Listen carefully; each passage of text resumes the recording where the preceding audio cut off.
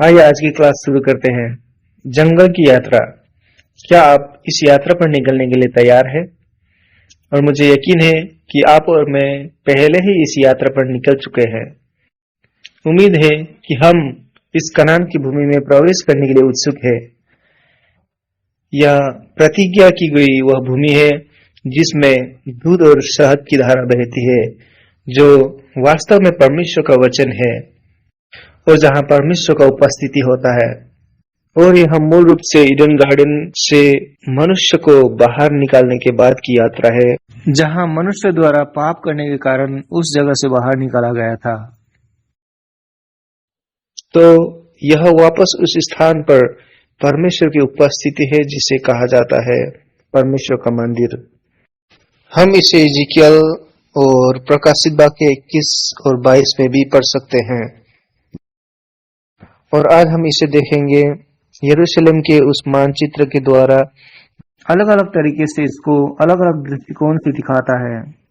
तो हम 10 शिविर स्थलों से होकर गुजरेंगे एक एक करके, और उनका नाम क्या था और वहां पर क्या क्या हुआ था, उनका नाम का अर्थ क्या था और उस जगह पे क्या घटना घटी थी, उन सब बातों को हम देखेंगे। तो पहला शिविर स्थल है सुक्कोत। संख्याओं के अनुसार अध्याय 33 हमें बताता है कि वहां कुल 42 शिविर थे। गिनती 33 का 5 और 6 कहता है, इजराइलियों ने रामसेस से कूच करके सुक्कोत में डेरे डाले और सुक्कोत से कूच करके एताम में, जो जंगल के छोर पर है, डेरे डाले। तो हम एताम के बारे में देखेंगे और उनके प्रस्थान के बारे में भी, जो वे सुक्कोत से निकलते हैं। तो सुक्कोत का मतलब है बूथ। तो हमारे पास यहूदी पर्वों में एक पर्व है जिसे झोपड़ियों का पर्व यानी तंबू का पर्व कहा जाता है, और उसे सुक्कोत भी कहा जाता है। ठीक है, सुक्कोत का अर्थ है तंबू, और यही है जो इजरायलियों ने किया। उन्होंने डेरे डाले और तंबू गाड़े। निर्गमन 12 अध्याय का 37 और 38 पद कहता है, तब इजरायली रामसेस से कूच करके सुक्कोत को चले, और बाल बच्चों को छोड़ वे कोई 6 लाख पैदल चलने वाले पुरुष थे। उनके साथ मिश्रित भीड़ यानी मिली जुली हुई एक भीड़ गई, और भेड़, बकरी, गाय, बैल, बहुत से पशु भी साथ गए। मिश्रित भीड़ क्या? मिश्रित भीड़ वो है जब इजरायलियों के बीच में अन्य जाति लोग आ गए थे। ये वे लोग हैं जो मिस्र से निकलने के समय इजरायलियों के साथ चले थे। ऐसा क्यों हुआ आपको पता है? ये वही भीड़ है जिन्हें विद्रोही भी कहा जाता था, जो लालची थे और उस उजाड़ स्थान में कुड़कुड़ाने और आज्ञा न मानने जैसे पाप का उत्पन्न हुआ था। ये वे लोग थे जिनके पास वादा किए गए देश या ईश्वर की वाचा की कोई अवधारणा नहीं थी। तो मिस्र से निकलकर आने का उनका उद्देश्य क्या था? वे मिस्र से बाहर आए क्योंकि उस दौरान, उस समय ऐसा लग रहा था कि मूसा ही वो आदमी था, क्योंकि परमेश्वर ने इजरायलियों को फिरौन को हराने में मदद की थी और संपूर्ण मिस्र से वे बाहर आ गए थे। इसलिए राजनीतिक रूप से, आर्थिक रूप से, विभिन्न तरीकों से ऐसा लग रहा था कि यह अधिक फायदेमंद है उनकी तरफ होना। इसीलिए उन अन्य जातियों ने सोचा कि हमें यहीं रह के नाश नहीं होना है, लेकिन हमें भी उनके साथ चले जाना है। इसलिए मिस्र भीड़ यानी विद्रोही लोग इजरायलियों के साथ मिल गए और उनके साथ चले गए। और यही चीज हमारे जीवन में भी आज लागू होता है, जहां हम जब अन्य जातियों के साथ या विद्रोही के साथ मिल जाते हैं तो वे हमारे द्वारा पाप करवाते हैं और परमेश्वर के विरुद्ध हम शिकायत करने वाले बन जाते हैं। आइए देखिए इन मिस्र भीड़ के विषय में बाइबल क्या कहता है। गिनती 11 अध्याय का 4 पद। इजरायलियों के बीच में जो मिश्रित लोग मिस्र देश से साथ हो लिए थे, वे अन्य भोजन वस्तुओं की कामना करने लगे। उनके साथ मिलकर इजराइल का घराना भी रोने और बड़बड़ाने लगा, हमारे मांस खाने के लिए हमें कौन मांस देगा? तो इस प्रकार जब इजरायली लोग उन मिश्रित लोगों की बातें सुनते हैं तो वे भी कुड़कुड़ाने वाले और परमेश्वर से बलवा करने वाले लोग बन जाते हैं। यही है मिश्रित भीड़ की विशेषता, जो परमेश्वर को पसंद नहीं है। तो आज हम उन मिश्रित भीड़ की विशेषताएं देखेंगे। और इसको देखने से पहले मैं आपसे विनती करना चाहता हूं कि आप यह मत सोचे कि यह मिश्रित भीड़ हमारे चर्च के वो मेंबर है या वे लोग हैं। ऐसा बिल्कुल भी नहीं है। ऐसा बिल्कुल ना करें, क्योंकि हम प्रत्येक में वो पाप स्वभाव है और हमें उनकी गलतियों को देखकर सीखने की और उन पाप स्वभाव को त्यागने की जरूरत है। विद्रोहियों की पहली विशेषता यह है कि वे अपने लालच को पूरा करने के लिए जीते हैं। वो समय कब था जब इजरायली सबसे पहले कुड़कुड़ाए थे, जब उनके पास पीने को पानी नहीं था या भोजन नहीं था।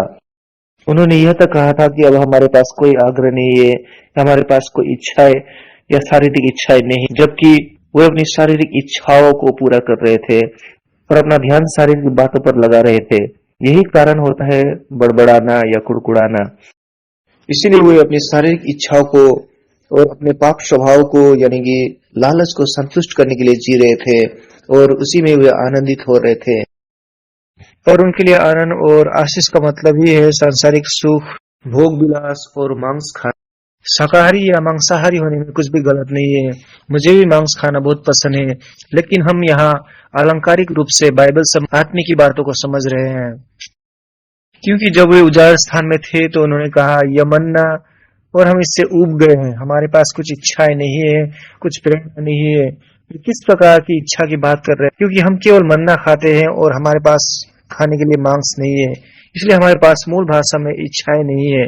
उनका एक अलग ही एजेंडा था और वे भोजन की तलाश में थे। वे अपनी सारी इच्छा को पूरा करना चाहते थे। इसके अलावा जाहिर है वे भूखे भी थे, लेकिन उनके पास मन्ना था। वे शारीरिक इच्छाओं में लिप्त थे। शैतान जिसने ईडन गार्डन में पहले मनुष्य को पाप में गिराया था, वह आज भी मानव जाति को पाप में गिराकर परमेश्वर से दूर ले जाना चाहता है। जो उसमें विश्वास करते हैं उन्हें वो परमेश्वर से दूर करना चाहता है। वो मनुष्य को परमेश्वर केंद्रित नहीं परंतु स्वयं केंद्रित बनाना चाहता है। जब आदम और हवा ईडन गार्डन में परमेश्वर केंद्रित जीवन बिता रहे थे और उनके हृदय में केवल परमेश्वर ही थे, तो वे किसी प्रकार की समस्या में नहीं पड़े थे।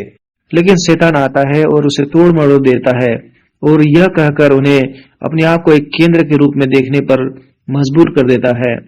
अरे परमेश्वर नहीं चाहता कि तुम इस पेड़ का फल खाओ, क्योंकि वह नहीं चाहता कि तुम उसके जैसा बनो। इसलिए सांप जो कह रहा था वह यह था, मुझे तुम्हारी चिंता है, जबकि परमेश्वर को केवल अपनी चिंता है। यह तो हमें अपने लिए करना चाहिए। यह ईश्वर और हमारे बीच शत्रुता, अलगाव की दूरी पैदा करता है और खुद को ऊपर रखता है उस स्थान पर जहां परमेश्वर को होना चाहिए। हमें वास्तव में अपने बारे में सोचना होगा और जब हम कुड़कुड़ा रहे हो तो खुद को देखना होगा कि हम शिकायत तो नहीं कर रहे हैं या हम अपने विश्वास में संघर्ष तो नहीं कर रहे हैं। मैंने कब या कहां से चीजों को देखना शुरू किया, ईश्वर को केंद्र मानने के बजाय मुझे केंद्र मानकर।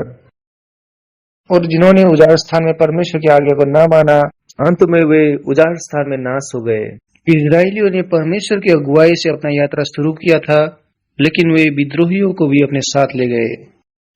आज यह उजाड़ स्थान का जीवन यह हमारे जीवन से रिलेटेड है।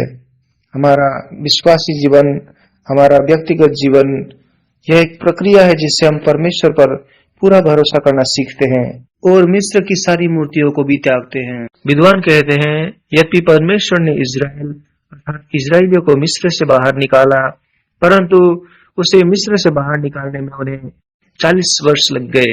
हम खुद को संसार से अलग तो मानते हैं, लेकिन क्या संसार या सांसारिक बातों से वास्तव में हमने छुटकारा पाया है? आइए हम इजराइलियों के बारे में देखें। जब इजरायली लोग मूसा को पहाड़ी के नीचे प्रतीक्षा कर रहे थे, तो मूसा ऊपर क्या कर रहे थे? मूसा परमेश्वर से मिल रहा था और उस समय मूसा को परमेश्वर पट्टियां दे रहे थे जहां वहां पे 10 आज्ञा लिखा, यानी परमेश्वर का वचन जो परमेश्वर इजरायलियों को देने जा रहे थे। परंतु इजरायलियों ने कहा, अरे मूसा नीचे नहीं आ रहे, तो आइए अपने लिए हम खुद से परमेश्वर बनाए और ऐसा उपाय करें जो हमें मिस्र में वापस ले जाए। और उन्होंने एक सोना का बछड़ा बनाया और उसे परमेश्वर के स्थान पर रखा और वे फिर से अपने पुराने स्वभाव में लौट गए। इसलिए आइए हम भी सोचे कि मुझ में कुछ पुरानी आदतें तो नहीं है जो मिस्र से मेरे जीवन में आई है, या वो पाप स्वभाव जो परमेश्वर को पहचानने से पहले हमारे जीवन में था। कभी कभी हम हताश और निराश हो जाते हैं, हमारे पास कोई रास्ता दिखाई नहीं देता। तब उस समय हम परमेश्वर को पहला स्थान देते हैं या किसी और चीज को। क्या हम परमेश्वर का तब भी इंतजार करते हैं जब ऐसा लगे कि परमेश्वर की ओर से मेरी प्रार्थना का उत्तर नहीं आ रहा है, ऐसा लगे कि मूसा ने इजरायलियों को छोड़ दिया है या परमेश्वर ने हमें छोड़ दिया है? ऐसी स्थिति में भी क्या हम परमेश्वर का प्रतीक्षा कर सकते हैं? अगला शिविर कैंप है एतम। जब उन्होंने सुको से प्रस्थान किया और एताम के आगे डेरे डाले तो यह लगभग उजाड़ स्थान के किनारे में है, मूल रूप से प्रवेश द्वार, लेकिन बाद में लाल समुद्र उजाड़ स्थान में प्रवेश द्वार जैसा बन जाता है। और उन इजरायलियों के साथ में स्वयं परमेश्वर थे जो उनको मार्गदर्शन कर रहे थे, दिन में बादल का खंबा होकर और रात में आग का खंबा बनकर, और उन्हें प्रकाश दे रहे थे ताकि वे दिन और रात यात्रा कर सके। तो परमेश्वर दिन में बादल और रात में आग बनकर उनके साथ में थे और इजरायलियों को यह समझाना चाह रहे थे कि मैं तुम्हारे साथ काम कर रहा हूँ, मैं तुम्हारा ख्याल रख रहा हूँ। ये पहली यात्रा है अगर हम यहाँ देख सके। तो ये जो मैप आप देख रहे हैं ये रंगों से भरा हुआ है और अलग अलग पाठ्यक्रम दिखाता है। तो ये पहला कोर्स है जहाँ हम देखेंगे रामसेस से माउंट सिनाई तक, और यही वो पाठ है जिसे आज हम कवर करने जा रहे हैं। और यह अनुभाग तब होता है जब हम इजरायलियों का वृत्तांत देखते हैं जहाँ वे परमेश्वर के साथ चलने पर भी सबसे अधिक कुड़कुड़ाने वाले व्यक्ति बन गए थे। परमेश्वर उनके साथ हर दिन रहने पर भी उन्होंने परमेश्वर की उपस्थिति का अनुभव नहीं किया, क्योंकि वे मिस्र में गुलाम बनने के आदी हो चुके थे और वे मिस्रियों के गुलाम होने के भी आदी हो चुके थे। वे परमेश्वर को नहीं जानते थे और यह ऐसा समय है जब परमेश्वर उन्हें जानने की और उन्हें अनुभव करने की अनुमति देता है, और इसलिए जब वे कुड़कुड़ाते हैं तब भी परमेश्वर उन्हें क्षमा कर देता है। परमेश्वर ने उन्हें भोजन के लिए कुड़कुड़ाने का अवसर दिया और वे कहते हैं ठीक है मैं तुम्हें भोजन दूंगा। वे पानी के लिए बड़बड़ाते हैं, परमेश्वर कहते हैं ठीक है मैं तुम्हें पानी भी दूंगा। तो यह वह जगह है जहां आप यहाँ सबसे अधिक संकेत देखते हैं, बेशक अन्य स्थानों पर भी, लेकिन यह बहुत महत्वपूर्ण भाग है क्योंकि यही वो स्थान था जब इजरायलियों को ईश्वर और सिनाई पर्वत के बारे में समझ आए। यही वो स्थान है जहां उन्हें परमेश्वर का वचन प्राप्त हुआ 10 आज्ञा के रूप में। वचन प्राप्त करने के बाद उनका परमेश्वर से अपेक्षा और भी बढ़ जाता है। कहीं आज हम भी ऐसा तो नहीं कर रहे हैं? यहाँ प्रकाशित वाक्य अध्याय 1 में हम यीशु के पैर को आग के खंबे के रूप में देखते हैं। इसलिए कल्पना करें कि आग का वो खंबा उनके साथ जा रहा था, या ऐसा है जैसे यीशु उनके साथ चल रहे हो। यह एक चमत्कार की तरह है क्योंकि आग का यह खंबा रात को भी और दिन को भी समान उजियाला देता था, तो उनके लिए कोई रात नहीं होती थी। मेरा मतलब निश्चित रूप से वे सोए और बाकी सब कुछ, लेकिन मेरा कहने का मतलब यह है कि परमेश्वर ने उन्हें प्रकाश दिया अंधेरे में भी। क्या आपने अनुभव किया है कि जब पहली बार आप यीशु के साथ चलना शुरू किया था, तब भी जब आपके जीवन में अंधेरा होता था तो यीशु आपके साथ ज्योति बनकर चलते थे, क्योंकि वो एक ऐसा ज्योति है जो चमकते रहते हैं और हमें रास्ता दिखाते हैं। कभी कभी मैं किसी भी अन्य परिस्थिति में खो जा रहा था और मैं उदास होता था और ऐसा महसूस होता था कि सबने मुझे छोड़ दिया, लेकिन यह प्रभु ही है जो मुझे प्रकाश देता है, मेरी रक्षा करता है और मेरी अगुवाई करता है। आगे बाइबल कहता है महिलाओं, बच्चों और बूढ़ों सहित लगभग 6,03,550 लोग हैं, क्योंकि यह संख्या सैनिकों की सिनाई पर्वत पर जनगणना की गई थी। जिनकी आयु 20 वर्ष से अधिक हो, पुरुष जो 6,03,550 व्यक्ति युद्ध में लड़ने जा सकते हैं। हालांकि इसमें महिलाएं और बच्चे और वृद्ध लोग भी शामिल है। मान लीजिए कि यह लगभग 2 मिलियन लोग रहे होंगे। अब 2 मिलियन लोगों के लिए शिविर कैंप ढूंढने की कल्पना करें। सिंगापुर में लगभग 5 से 6 मिलियन लोग रहते हैं। 2 मिलियन लगभग 1/3 है पूरे देश का, जो किसी एकांत जगह पे अपना डेरा डालने जा रहे हैं। तब बादल का खंबा उनके आगे आगे चला और उनके लिए अच्छे से स्थान ढूंढ लिया, उन्हें शिविर लगाने के लिए, और इसलिए परमेश्वर उनकी अगुवाई कर रहे थे। खंबे परमेश्वर की अगुवाई की सुरक्षा थे। वे वह सुरक्षा थे जिन्हें कभी नहीं हटाया गया। वे पूर्ण रूप से सुरक्षित थे। मैं प्रार्थना करता हूँ कि आग और बादल की यह सुरक्षा आपके जीवन में हमेशा बनी रहे। आगे हम बात करेंगे मिग्दोल का। मिग्दोल से पहले यह स्थान उनके लाल समुद्र पार करने से ठीक पहले का है। परमेश्वर इजरायलियों को मिग्दोल ले गए और वहां वे कहते हैं कि अब तुम पीछे मुड़ो। प्रस्थान अध्याय 14 का 2 पद कहता है, इजरायलियों को आज्ञा दे कि वे लौटकर मिग्दोल और समुद्र के बीच पिहाहिरोत के सम्मुख बालसपोन के सामने अपने डेरे डाले। उसी के सामने समुद्र के तट पर अपने डेरे डाले। मिग्दोल पहुंचने से पहले उन्होंने यहाँ से यात्रा किया और उन्होंने सुकोत में अपना डेरा डाला। लेकिन उसके बावजूद जो लोग अपने आप को बुद्धिमान समझते थे, उन्हें वहां पे कुछ समस्या दिखाई दिया। क्यों? क्योंकि वो नहीं जानते थे कि वे कहाँ जा रहे हैं और किस रास्ते से जाने वाले हैं। वे लोग कनान जाने वाले थे और उस दौरान अगर उनके पास गूगल मैप होता तो वो उनसे पूछते कि सबसे छोटा मार्ग या सबसे कम समय में हम किस रास्ते से वहां पहुंच सकते हैं, और हम उस शॉर्टकट रास्ते को क्लिक करते और वह निश्चय यह रास्ता होता। यह मार्ग फलिस्तियों के देश का मार्ग होता और यदि वे उस रास्ते से गुजरते तो उन्हें लगभग 1 हफ्ता या 10 दिन का समय लगता, 40 वर्ष नहीं। लेकिन यहाँ वे लोग दूसरे मार्ग से गए जो काफी लंबा था। निर्गमन 13 का 17 पद ऐसा कहता है, जब फिरौन ने लोगों को जाने की आज्ञा दे दी, तब यद्यपि फलिस्तियों के देश में होकर जो मार्ग जाता था वो छोटा था, तो भी परमेश्वर यह सोचकर उनको उस मार्ग से नहीं ले गया कि कहीं ऐसा ना हो कि जब ये लोग लड़ाई देखे तब पछताकर मिस्र को लौट आए। परमेश्वर पहले से ही जानते थे कि वे उस रास्ते से कभी नहीं जाएंगे, क्योंकि उस रास्ते से जाने के लिए उनमें पर्याप्त विश्वास का जरूरत था। कभी कभी ऐसा प्रतीत होता है कि परमेश्वर हमें उस मार्ग पर ले जाता है जो अव्यवहारिक है, जो बार बार एक ही जगह पे घूमते रहता है, और हम कहते हैं अरे इस दुनिया में यह मेरे हिसाब से तो बिल्कुल ही गलत है, या मेरे अनुभव अनुसार नहीं है, यह बेहतर तरीका नहीं हो सकता, इसे हमें इस प्रकार से करना चाहिए था। क्यों परमेश्वर हमेशा हमें गलत रास्ते पे ले जाते हैं? कभी कभी हम उन्हें समझ ही नहीं पाते और ऐसा लगता है कि मेरे साथ ही ऐसा क्यों होता है। परंतु यहाँ देखिए, यह फलिस्तियों का देश है। उस दौरान सबसे मजबूत सेना फलिस्तियों की थी। उससे गुजरने के लिए उन्हें पर्याप्त विश्वास की आवश्यकता थी, फलिस्तियों की ताकत और शक्ति पर विजय पाने के लिए। लेकिन परमेश्वर ने कहा कि जब ये युद्ध देखेंगे और मिस्र की बड़ी ताकत को देखेंगे तो वे डर कर भाग जाएंगे मिस्र की ओर। कभी कभी परमेश्वर हमें अलग अलग चीजों में से ले जाते हैं क्योंकि वे जानते हैं कि हमारे पास पर्याप्त विश्वास नहीं है सीधे आगे बढ़ने के लिए और उस समस्या का सामना करने के लिए। तो इस प्रकार उन्होंने पहला शॉर्टकट वाला रास्ता खो दिया और उन्होंने सुकोत में डेरे डाले, और उन्हें यह भी मालूम नहीं कि आगे परमेश्वर उन्हें किस दिशा में ले जाएंगे। यहाँ हमारे पास एक रास्ता है जो थोड़ा आगे है, लेकिन आप अभी भी वहां जा सकते हैं। लेकिन परमेश्वर ने क्या किया? परमेश्वर उन्हें नीचे के रास्ते से होकर ले गए। लेकिन लोग आश्चर्यचकित हो रहे हैं और मूसा से पूछ रहे हैं, क्षमा करें मूसा, हम कहाँ जा रहे हैं? क्या हम अभी भी उसी स्थान पर है?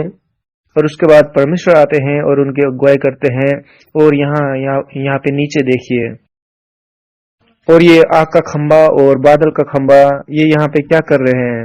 ये उनकी अगुवाई कर रहे हैं, लेकिन गलत दिशा से। ठीक है, बादल का खंबा और अग्नि का खंबा, वाह, ये कितना अद्भुत है ना? लेकिन इस वक्त मेरे लिए सबसे जरूरी बात क्या है कि कृपया मुझे सही रास्ते पे ले जाए। तो आइए आगे बढ़ते हैं और नीचे जाते हैं, और अंत में ये वाला, उन्हें इस दिशा से जाना चाहिए था, ये पहाड़ी रास्ते से, माउंट सेरर के रास्ते से होकर उन्हें गुजरना चाहिए था, लेकिन परमेश्वर उन्हें इस प्रकार अगुवाई करते हैं। लेकिन परमेश्वर उन्हें पी हाइरोत से जाने के लिए कहते हैं और उन्हें वापस मुड़ने के लिए कहते हैं, यानी यू टर्न लेने के लिए इजरायलियों को कहते हैं। प्रस्थान 14 का 2 पद, इजरायलियों को आज्ञा दे कि वे लौटकर मिग्दोल और समुद्र के बीच हेरोद के सम्मुख बालसपोन के सामने अपने डेरे डाले, उसी के सामने समुद्र के तट पर डेरे डाले। हेरोद ने यानी समुद्र के किनारे उन्हें डेरा डालने कहा था, ठीक है, लेकिन समस्या क्या था? उन्होंने सुना कि फिरौन राजा उनका पीछा करवा रहा है। प्रस्थान 14 अध्याय का 5 से 7 पद। जब मिस्र के राजा को यह समाचार मिला कि वे लोग भाग गए, उसने 600 अच्छे से अच्छे रथ वरन मिस्र के सब रथ लिए और उन सबों पर सरदार बिठाए। आपका उस समय प्रतिक्रिया कैसा होगा? आप क्या सोचेंगे या क्या करेंगे तब? उन्होंने कहा, क्या परमेश्वर ने हमें यहाँ मरने के लिए छोड़ दिया? क्या मिस्र में कब्रिस्तान नहीं थे? दूध और शहद कहाँ है? वो आरामदायक जीवन कहाँ है? समाधान कहाँ है? वो आनंद, वो शांति कहाँ है?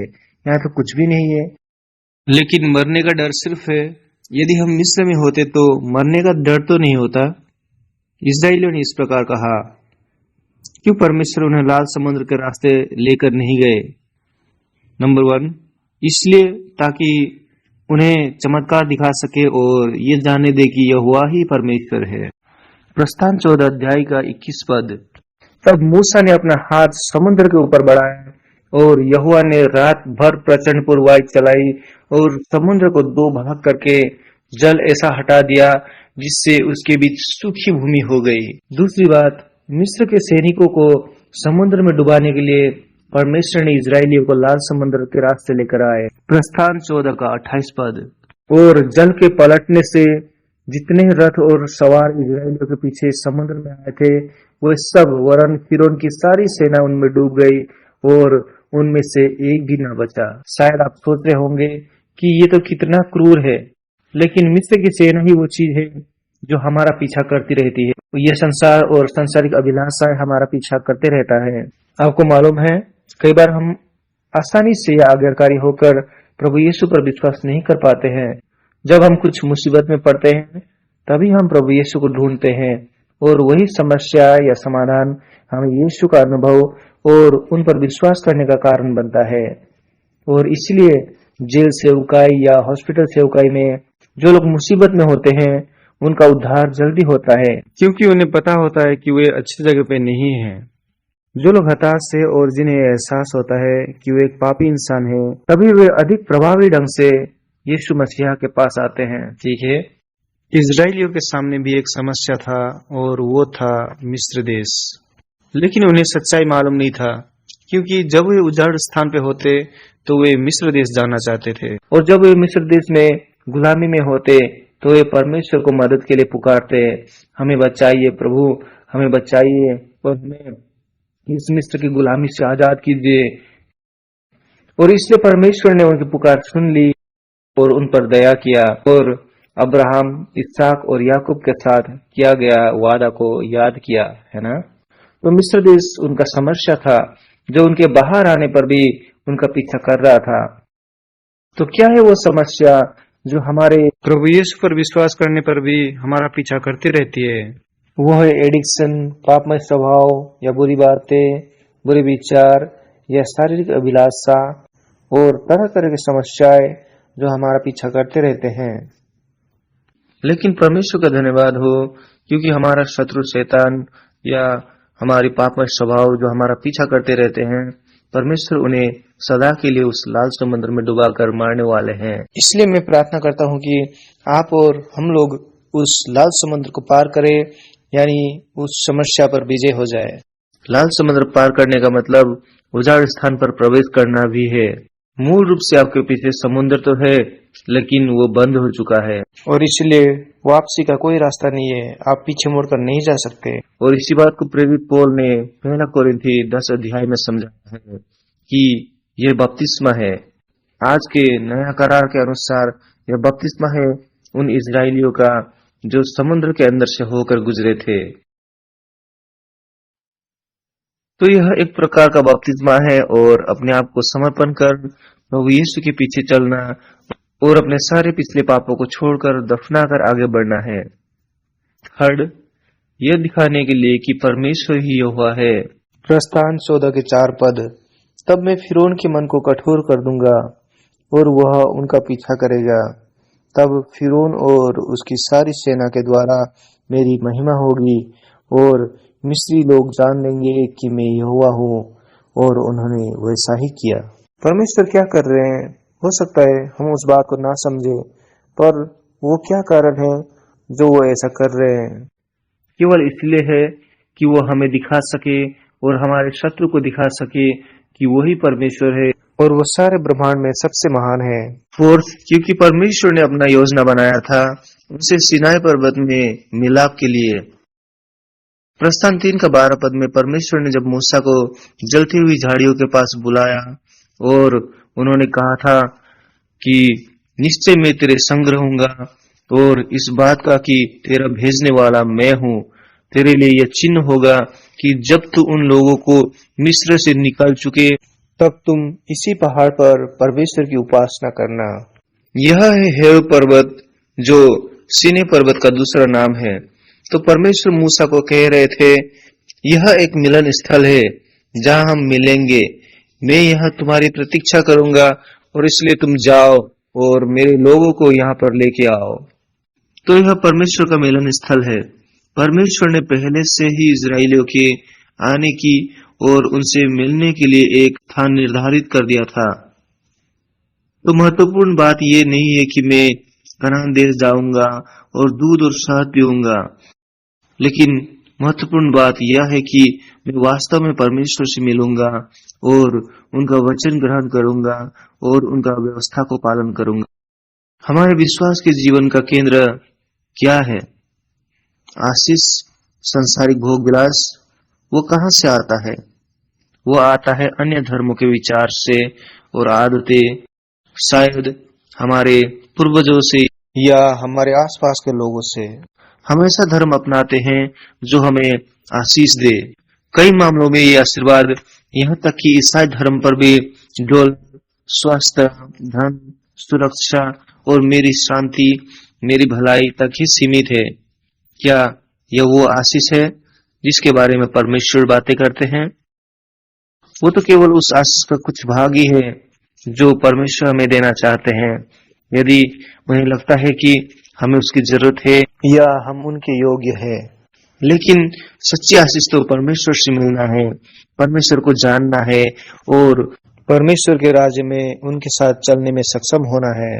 कभी कभी हम गलत कर लेते हैं, हमारे अपेक्षाएं गलत हो जाते हैं और लक्ष्य भी गलत हो जाते हैं, क्योंकि हम यीशु को इसलिए विश्वास करते हैं ताकि हम करोड़पति बन जाए, ताकि हम ज्यादा साल जी सके। परमेश्वर की इच्छा का क्या होगा? परमेश्वर की योजना का क्या होगा? और परमेश्वर क्या सोचते हैं? क्योंकि परमेश्वर तो हमारे और उनके बीच संबंध में ध्यान केंद्रित करना चाहते हैं। प्रस्थान 4 का 22 में परमेश्वर फारो से कहते हैं, इस्राएल मेरा पहला बेटा है, यानी मेरा पहलौठा है।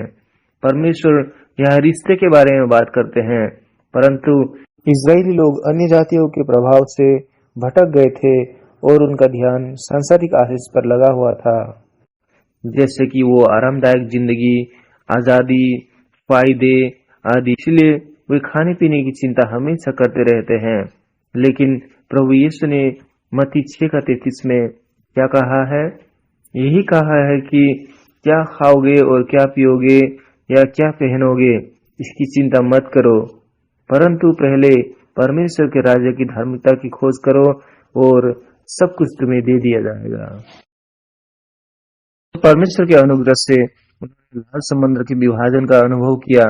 प्रस्थान 13, 14 और 15 अध्याय में उन्होंने परमेश्वर की आराधना की और मिरियम ने नाचा और उन्होंने यहोवा का स्तुति किया, क्योंकि उन्होंने यह अद्भुत चमत्कार को अपने आंखों से देखा था। और जब हम प्रभु यीशु को अपने हृदय में ग्रहण करते हैं तो उद्धार का वो महान आनंद हम भी अपने जीवन में अनुभव करते हैं और पापमय संसार को पीछे छोड़ देते हैं। लेकिन यह उजाड़ स्थान का यात्रा का अंत नहीं था, यह तो केवल शुरुआत ही था।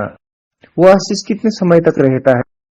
क्या किसी को याद है आपके पास्टर ने पिछले संडे क्या प्रचार किया था? तो मेरा प्रश्न ये है कि आपकी कृपा कितने समय तक रहती है? क्या आप धन्य हैं?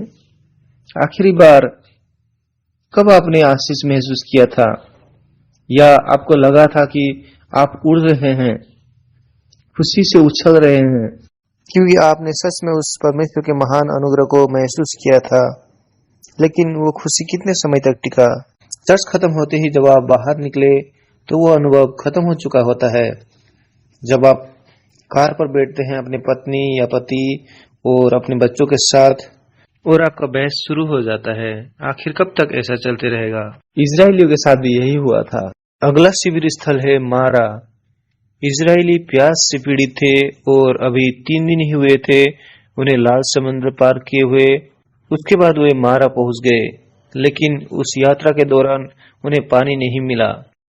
यात्रा के 3 दिनों के दौरान उस उजाड़ स्थान में उन्हें एक बूंद भी पानी नहीं मिला था और अंत में उन्हें एक तालाब मिलता है और वे कूद पड़ते हैं उस पानी को पीने के लिए। लेकिन वे फिर से मूसा के विरुद्ध कुड़कुड़ाने लगते हैं, क्योंकि उन्हें पता चलता है कि वो पानी बहुत कड़वा है। यहाँ कड़वा शब्द सीवर का पानी जैसा है, जिसे कोई पी नहीं सकता। ऐसा कुछ जिसे आप पीते ही उल्टी कर दे, कुछ ऐसा जिसके लिए आपने प्रार्थना की थी बड़े लंबे समय से और आप प्यासे थे और तभी आपको परमेश्वर से उत्तर मिलता है, लेकिन आपको यह पता चलता है कि ये तो आपके प्रार्थना का उत्तर नहीं है। ये ऐसा चीज नहीं है जिसे आप पी सके। तब आप क्या करेंगे? याद करें वो पल। केवल 3 दिन पहले आपने ऐसा चमत्कार देखा था जो इस पूरी दुनिया में किसी ने नहीं देखा था। लाल समुद्र के पानी का बीच में 2 भाग हो जाना। हम केवल इसकी कल्पना सिर्फ कर सकते हैं या हम इसे कंप्यूटर की मदद से सिर्फ देख सकते हैं, लेकिन कल्पना कीजिए कि ये सच में आपकी आंखों के सामने हो रहा है और आप चल रहे हैं उस लाल समुद्र की सूखी भूमि पर। क्या आपको वो अनुग्रह याद नहीं होगा? लेकिन तब क्या ज्यादा महत्वपूर्ण है, वो अद्भुत कृपा जो आपने वास्तव में परमेश्वर के वचन से अनुभव किया है, या आपकी भौतिक जरूरतें और आपका प्यास या सांसारिक जरूरतें जो सोमवार से शनिवार तक आपको चाहिए होता है? और रविवार के दिन आपको कौन सा काम महत्वपूर्ण लगता है, चर्च जाना या कोई विशेष काम करना? सोमवार से शनिवार तक की समस्या को सुलझाना ही ज्यादा वास्तविक यानी प्रैक्टिकल लगता है, ठीक है? रविवार को मुझे आशीष मिलता है, लेकिन वास्तव में ये मेरे प्यास को नहीं बुझाता, यानी समस्या को समाधान नहीं करता। जैसे कि मैंने परमेश्वर से पानी मांगा और उन्होंने मुझे कड़वा पानी दिया, इसलिए मेरे अंदर कड़वाहट है। मारा में जो हुआ वो हमारे लिए बहुत ही महत्वपूर्ण है और उन इजरायलियों के लिए भी जो उजाड़ स्थान पे थे और उन्हें आग और बादल के खंबे 3 दिनों से अगुवाई कर रहे थे ऐसी जगह ले जाने के लिए जहां उनको पानी मिले, लेकिन वो भी कड़वा। ये है हमारा जीवन, यही है संसार। कभी कभी परमेश्वर पर विश्वास करने के बावजूद दुनिया जादुई रूप से स्वर्ग नहीं बन जाती, लेकिन यह और भी कड़वी हो जाती है। उन्होंने सोचा था शायद लाल समुद्र के बाद हर दिन उनका चलना और आसान हो जाएगा परमेश्वर के सामर्थ और चमत्कार से, क्योंकि परमेश्वर उनके साथ हर पल थे। लेकिन परमेश्वर उन्हें प्रशिक्षण दे रहे थे और चाहते थे कि वे कड़वाहट होने पर भी परमेश्वर पर भरोसा करते हुए विश्वास में आगे बढ़े। जैसे ही उन्हें पता चला कि वो पानी जो मारा में था पीने योग्य नहीं है, वे तुरंत कुड़कुड़ाने लगे। वे थोड़ी देर पहले परमेश्वर की स्तुति करते हुए नाच और गा रहे थे। क्या यह हम है? क्या यह मेरे जैसा दिखता है? मुझे भी ऐसा ही लगता है, क्योंकि ईमानदारी से कहूं तो मैं यहाँ पर प्रचार कर रहा होता हूँ और घर जाता हूँ और जब मैं देखता हूँ कि मेरे बच्चे परेशानी पैदा करते हुए नाच रहे उछल रहे, तो मैं तुरंत बदल जाता हूँ और एक बुरा इंसान बन जाता हूँ। लेकिन हमें एक बात याद रखनी है कि हमें सुनहरी मछली नहीं बनना है। क्या आपको सुनहरी मछली का एक रहस्य मालूम है? क्या आपको लगता है कि आप एक छोटे से एक्वेरियम में सालों तक रह पाएंगे? क्या वो बोरिंग नहीं होगा? क्या आपको घुटन महसूस नहीं होगा? लेकिन वो सुनहरी मछली के पास सिर्फ 3 सेकंड की यादें हैं, इसलिए वो इस जगह पर आता है और फिर घूमकर वापस थोड़ी देर में उसी जगह पर जाता है और कहता है, वाओ, यह एक नई जगह है, ये कितना बड़ा है, कितना अद्भुत है। वो उस छोटे से कटोरे में 3 सेकंड की यादों में ही खुश था। हमारे बारे में क्या, इजरायलियों के पास भी 3 दिनों का यादें था। वे परमेश्वर की कृपा के बारे में सब कुछ भूल गए थे और अपनी बुनियादी जरूरतों पर वापस आ गए थे। आइए याद करें उस बात को। व्यवस्था विवरण 32 का 7 पद। बीते हुए दिनों को स्मरण कर, प्रत्येक पीढ़ी के वर्षों को विचार कर, अपने पिता से पूछ और वह तुझ पर प्रकट करेगा। अपने वृद्ध लोगों से प्रश्न करो और वे तुझको कह देंगे। परमेश्वर चाहते हैं कि हम उस बात को याद करें जो अद्भुत कार्य उन्होंने हमारे जीवन में किया है, हमें छुड़ाने के लिए। इजरायलियों का कुड़कुड़ाना वही समाप्त नहीं हुआ। उजाड़ स्थान के प्रस्थान से लेकर उनकी मृत्यु तक वे कुड़कुड़ाए।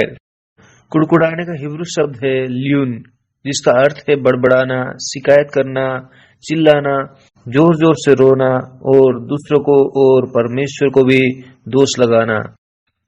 कुड़कुड़ाने से एक व्यक्ति सही ढंग से निर्णय लेने की क्षमता को खो देता है।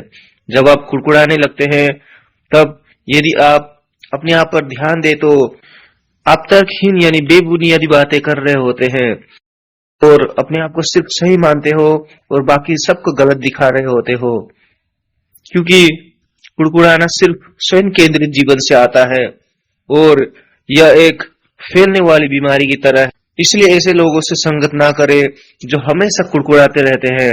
यह सच में एक संक्रामक रोग है। मैं प्रार्थना करता हूं कि आप और हम उस वायरस को फैलाने वाले ना हो। यह आत्मिक रूप में उस कोविड वायरस की तरह भयानक रोग है, क्योंकि बड़बड़ाने की वजह से इजरायलियों को उस उजाड़ स्थान में मरना पड़ा। इसलिए आइए इस पाप स्वभाव से छुटकारा पाए। अगला शिविर कैंप है इलिम। ये झरना के पानी वाला पहला क्षेत्र था। इसलिए ओह, तुम्हारा में क्या हुआ था आप और हम जानते हैं, ठीक है। परमेश्वर ने मूसा से कहा था कि वहां पर एक लकड़ी फेंक दो और वो पानी मीठा हो जाएगा, और वो लकड़ी क्रोस को दर्शाता है। हम में कड़वाहट है, इसलिए शिकायत करने की बजाय उस लकड़ी को ढूंढिए, उस क्रूस को ढूंढिए। हो सकता है आपको अपने आप को क्रूस पर चढ़ाने की जरूरत है, यानी अपनी इच्छा को मारने की जरूरत है। तब वो आपके कड़वाहट को मिठास में बदल देंगे, उस नफरत को प्यार में बदल देंगे। क्या यह संभव है? प्रभु यीशु कहते हैं, अपने शत्रु को प्रेम करो, और जब वो उस कड़वाहट को मिठास में बदल देंगे और उस नफरत को प्यार में, तब यह संभव हो पाएगा। इसलिए मैं प्रार्थना करता हूँ, हम उस क्रोस को हमारे जीवन के कड़वी तालाब में डाल दें। हम इस पर बाद में आएंगे, क्योंकि मारा जो कड़वा पानी था, उसके बारे में प्रकाशित वाक्य में भी कहा गया है कि अंत के समय में तारे गिरेंगे और पानी को कड़वा कर देंगे, जिससे अनगिनत लोग मरेंगे। अब इसके बाद वो इलीम में आ गए। यह पहला स्थान था झरने के पानी वाला। यह महाराज से दक्षिण की ओर 10 किलोमीटर की दूरी पर था, जिसे आज वादी गरिंदल के नाम से जाना जाता है। इलीम एक ऐसा जगह था जहाँ बहुत सारे झरने थे, पानी के कुएं थे और 70 खजूर के पेड़ थे जो 85 फीट ऊंचे थे। कुएं पानी के स्रोत थे जो एक अदृश्य स्रोत से जुड़े हुए थे, और इसलिए कुआं एक ऐसे जगह को भी दर्शाता है जहां आप अपने आदमी की प्यास मिटाते हैं, जैसा कि एक चर्च या मंडली। खजूर का पेड़ आशीष, संपन्नता और विजय को दर्शाता है, और इसका उपयोग तंबू का पर्व में होता है। जैसा कि वे परमेश्वर को प्रार्थना करने के लिए चाह रहे थे ताकि वे उन्हें पीने के लिए पानी दे, ठीक है। और यह उन्नति, धर्म का परिपक्वता और विजय जीवन को भी दिखाता है। इसलिए वे एलिम पे आए और वहां एक अच्छा समय बिताया, लेकिन समस्या अभी खत्म नहीं हुआ था। इजरायली लोगों का खाना खत्म हो चुका था, क्योंकि उन्होंने उस उजाड़ स्थान पर लगभग 30 दिन बिताए थे। जो खाना वे मिस्र से लेकर आए थे वो खत्म हो चुका था, और वो कुड़कुड़ाने लगे थे कि हम इस उजाड़ स्थान में मरने वाले हैं। और जब वे डेरा डाल रहे थे उस लाल समुद्र के पास में, तब उनके पास थोड़ा ही खाना बचा था, इसलिए आइए उस पाक के उजाड़ स्थान में चले। पाप के उजाड़ स्थान का मतलब यह नहीं कि उन्होंने उस उजाड़ स्थान में पाप किया। हिब्री भाषा में पाप का मतलब कांटा या कटीली झाड़ियां। वह एक बंजर उजाड़ स्थान था जहां कांटे उगे हुए थे। जब उनका खाना खत्म हो गया तब इजरायली परमेश्वर के विरुद्ध कुड़कुड़ाने लगे थे। और तब उनका शब्द कांटों के जैसे थे जो वे परमेश्वर के विरुद्ध बोल रहे थे। वे कह रहे थे, क्या परमेश्वर इस स्थान में मेज तैयार कर सकता है? क्या परमेश्वर हमें रोटी दे सकते हैं? और वे इस प्रकार परमेश्वर का मजाक उड़ाने लगे। कभी कभी हमारा विश्वास और हमारा जीवन दो अलग अलग चीजें बन जाती है। विश्वास एक आत्मा की बात है, लेकिन जब यह हमारे जीवन के बारे में आता है, और इसलिए वे कह रहे थे, ठीक है, हम खाना का जुगाड़ कर सकते हैं, लेकिन क्या परमेश्वर इस उजाड़ स्थान में मेज तैयार कर सकता है? इसको सुनने के बाद परमेश्वर ने बादलों को हटने का आज्ञा दिया और स्वर्ग का दरवाजा खोलकर हर दिन उनको खाने के लिए मन्ना गिरा दिया। यदि हमारे पास समय हो तो मैं आपको एक कैलेंडर दिखाना चाहूंगा जिसमें यह दिखाया गया है कि मन्ना स्वर्ग से कितने दिनों तक गिरा। ये परमेश्वर का असीम दया है। जब हम कुड़कुड़ाते हैं कभी कभी या हर समय, उसके बावजूद भी परमेश्वर हमें मन्ना देते हैं, और जब हम उन पर विश्वास नहीं कर पाते तब भी परमेश्वर हमें मदद करते हैं और हमें खिलाते हैं। वही मन्ना है। प्रभु यीशु ने कहा था जब वो पृथ्वी पर आए थे कि जीवन की रोटी मैं ही हूँ, और इसलिए इस्राएलियों ने मन्ना उठाया और उसे चखा, और वह मधु से भरी हुई पापड़ी के समान था। वह स्वादिष्ट था। उन्होंने उसे पकाया और उबाला और अलग अलग तरीके से उसे खाया और उसका आनंद लिया। और परमेश्वर ने कहा, तुम इन्हें इकट्ठे करना। कितने दिनों तक? 5 दिनों तक, और 6वें दिन में 2 बार इकट्ठे करना, और 7वें दिन इकट्ठे मत करना, ठीक है? लेकिन जब तुम 5वें दिन तक इकट्ठे करोगे तब जितनी जरूरत हो उतना ही उठाना, जरूरत से ज्यादा नहीं, वरना बचा हुआ खराब हो जाएगा। और उन्होंने वैसा ही किया। उन्हें मन्ना इतना पसंद आया कि वे लालची हो गए और ज्यादा इकट्ठा किया। तो सुबह देखते हैं कि बचा हुआ जो मन्ना था वो खराब हो चुका था। इसी तरह वे हर रोज मन्ना खाते। वह परमेश्वर का वचन था, स्वर्ग से उतरा हुआ खाना। प्रभु यीशु ने कहा था, मनुष्य रोटी से सिर्फ नहीं बचता, परंतु परमेश्वर के मुंह से निकले हुए हर एक वचन से।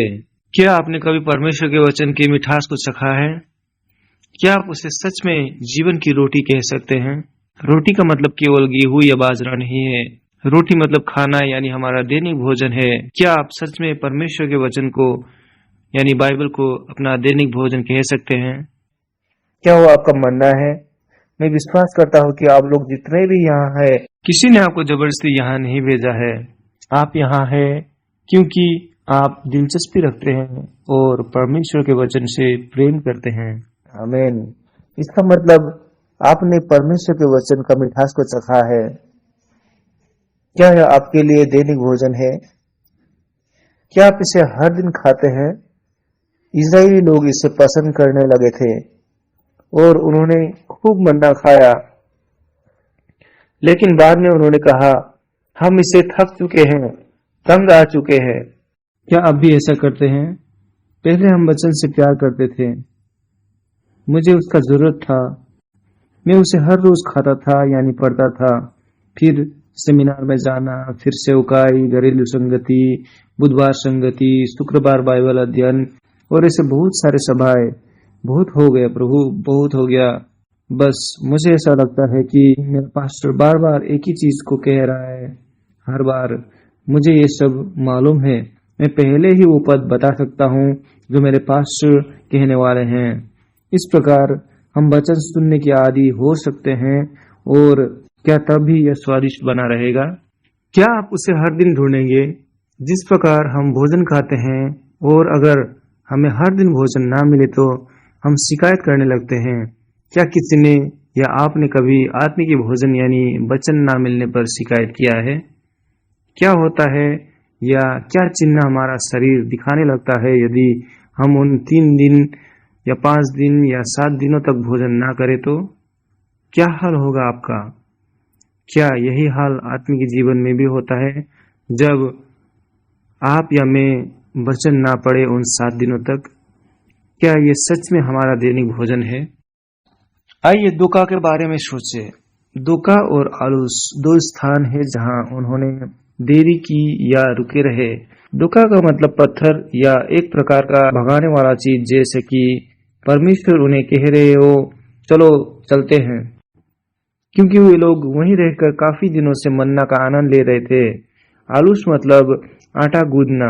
बाइबल हमें विशेष रूप से बताती है गिनती 11 अध्याय में कि वे लोग कुछ उबाल रहे थे, वे केक या अलग अलग चीज बना रहे थे, वे अपना खाना पकाने का आनंद ले रहे थे।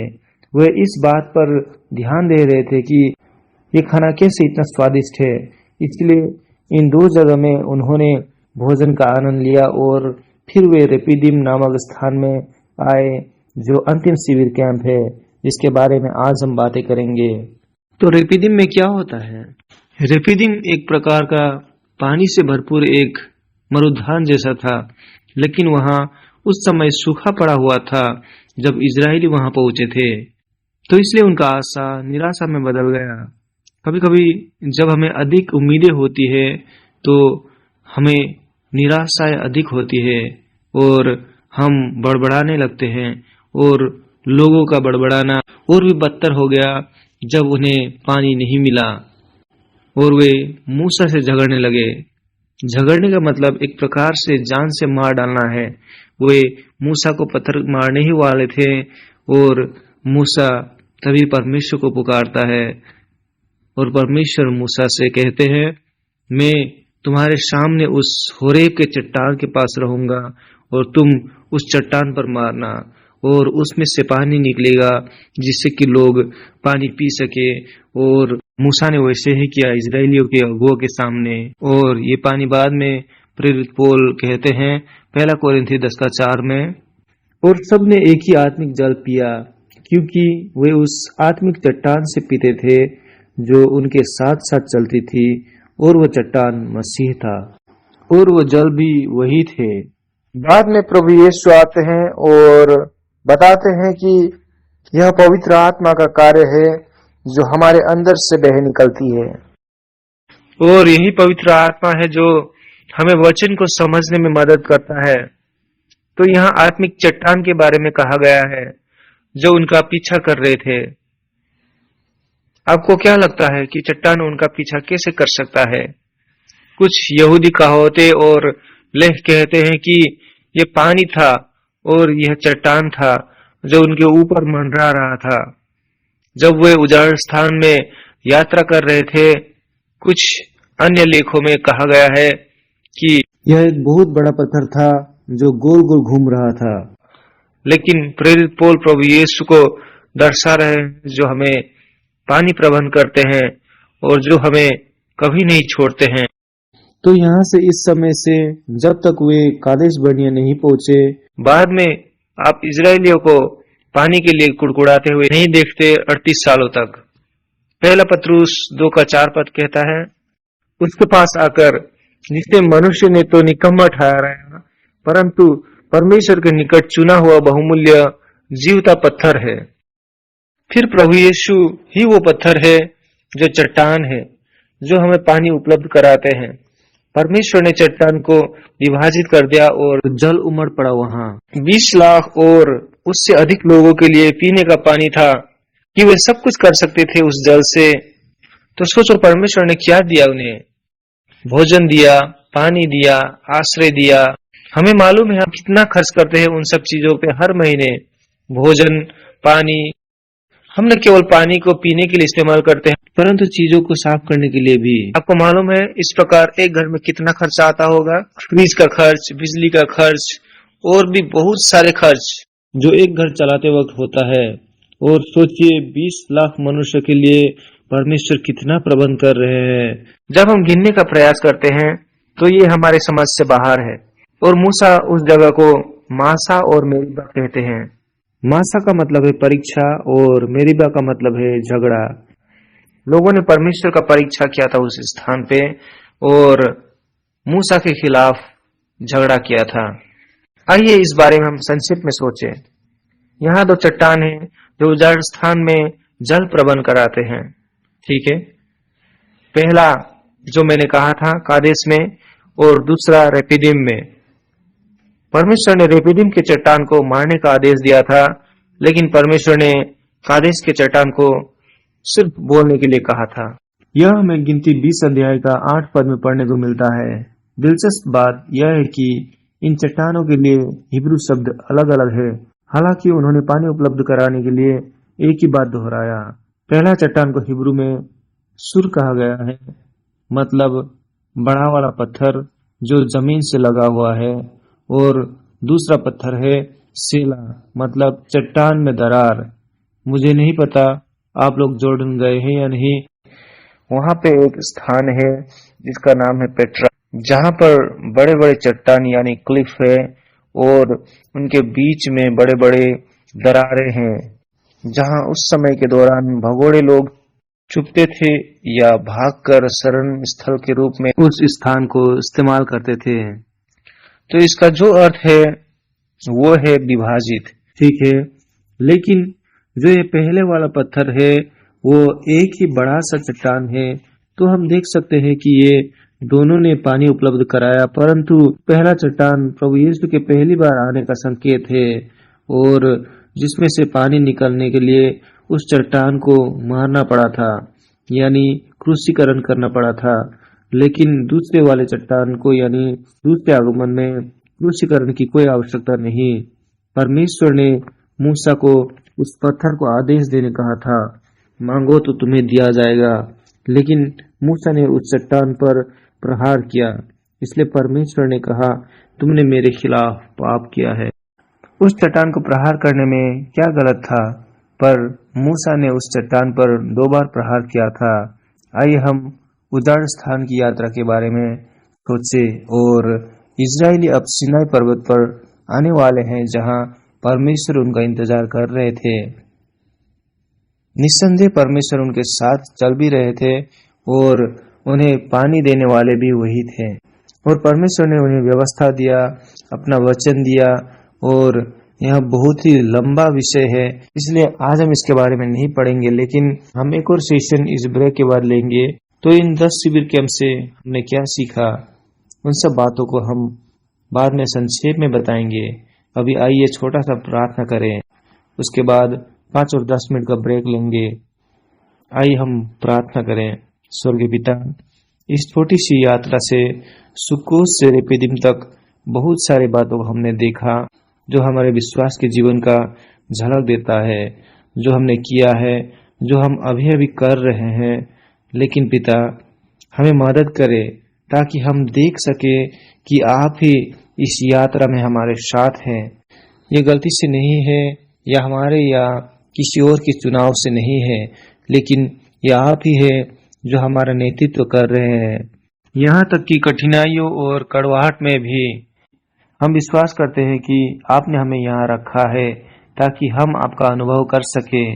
तो हमारे पिता, इस कठिन समय में भी कड़वाहट, प्यास और भूख के माध्यम से हमें सीखने में मदद करे कि हम कुड़कुड़ाने की बजाय धन्यवाद देना सीखे। हमें विश्वास है कि आपके साथ चलने से अद्भुत कार्य और बहुतायत की आशीष और चमत्कार हम अपने जीवन में देख पाएंगे। हमें इस यात्रा में चलने में मदद करे और ये जानने दे कि आप हमारे साथ हैं, और आपकी कृपा के लिए बहुत बहुत धन्यवाद। ये सारी प्रार्थना